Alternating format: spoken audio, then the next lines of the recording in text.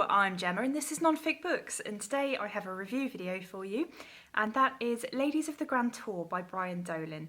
This was published in 2001 by HarperCollins and is 288 pages long, and it's got two lovely sections of plates throughout, so it's a really attractive book to read, and these are all absolutely gorgeous. This is one of the 16 books I wanted to read in 2016, and it did not let me down. It's an absolutely fabulous book. My favourite thing about it is the number of primary sources that are quoted throughout the book, whether they are letters, diary entries, or even published sort of works of travel writing. Brian Dolan manages to strike a really nice balance between an academic book, which you'll actually learn quite a lot even if you know a lot about the subject, but it's really accessible, so I don't think you need any real knowledge at all to go into this book. And I think someone that's managed to hit that balance very nicely is quite rare, so I think he's got to be applauded for that. The women in this book are absolutely fabulous, because at first, women travelling, especially on the Grand Tour, it was viewed as really quite suspicious. Why would women want to do that? And why should we allow them to when they might encounter all this sort of immorality of places like France and Spain and Italy, because a lot of those places, married women of course, took lovers and were more promiscuous, which was definitely viewed by the British as not okay. And it was also viewed as like, well, just why? Why would women, what is wrong with England or Britain that they want to go away? Why do they want to leave the country? It was accepted that men would want to go on the Grand Tour if they were upper class, when they were 17, 18, 19, that sort of age, to experience a wider world viewpoint, to really become more cultured, and to learn about the classics and art and antiquities.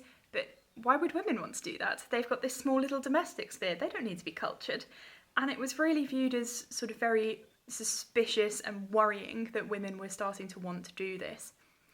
One of the big themes that runs throughout this is writing, and it starts off with letter writing and the importance of letter writing.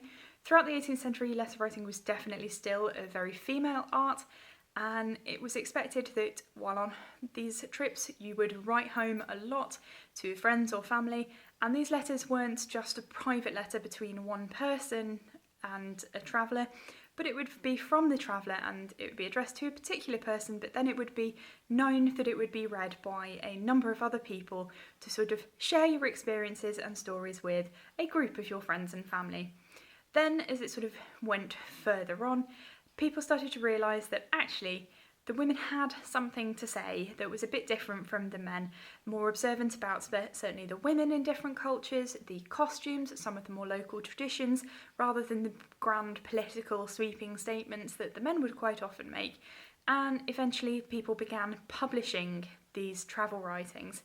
Quite slowly, because again, if it was scandalous to go, it was even more scandalous to put your own thoughts down on paper and even dare to suggest that you might be able to compete with the male travel writers, and that you had something to say and that you could even educate a male reader. It was really quite pushing the boat out for them. So it was definitely not overly popular until the 19th century, which is when it really took off, but these women were these sort of forerunners who really broke the mould. And because of that, they weren't always very socially accepted. The ones who were, and the ones who could afford to anyway, were very upper class and were able to go travelling that way, but some of them still had their reputations ruined because of that, especially if it was suggested that they maybe found lovers in some of these different countries, but some of them were using the travelling as an excuse to escape from either scandal or a very unhappy marriage. And that's quite a common theme, that something wasn't quite right at home for them to be then able to risk the sort of social stigma of going travelling and seeing all of these different places. One thing I absolutely love, at the end of the book, Dolan actually lists with a little mini biography some of the main women travellers. You meet them throughout the book, but at the end it gives you a little mini biography, and I think that is fantastic because I want to know more about all of these women. Some of them sound like they drive me mad, but they're all very, very interesting, and they lived pretty extraordinary lives. And reading about that is absolutely fantastic. As I said, I think this book really balances the academic and the sort of more accessible, enjoyable nature of non-fiction, and I think this is one of the best books I've read this year, and I have no doubt it will be appearing on my top 10 at the end of the year.